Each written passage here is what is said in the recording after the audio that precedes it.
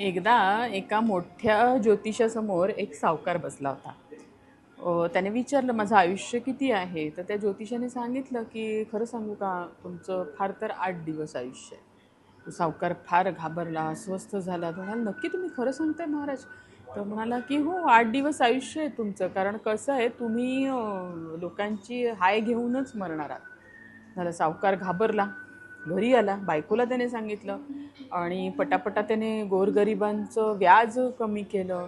त्याने खूप गोरगरिबांची कर्ज माफ केली. म्हणाला की मी आता मरणार आहे. 8 दिवस तो प्रचंड घाबरलेला होता.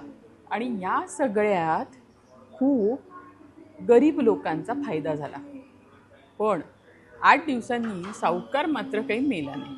तो पुन्हा त्या ज्योतिषाकडे गेला, त्याच्यावर चिडला. त्याला म्हणाला, महाराज तुम्ही काय खोटं सांगितलं की तू 8 दिवसांनी मरणार आहे म्हणून?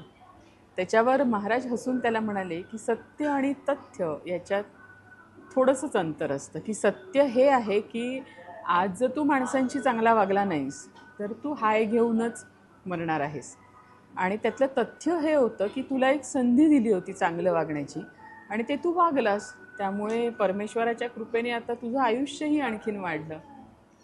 गोष्ट काल्पनिक आहे, वेगळी आहे, गमतीची आहे, पण सत्य हेच आहे ना, माणसाने माणसाशी माणसासारखंच वागायला हवं. काय वाटतं तुम्हाला? बरोबर ना?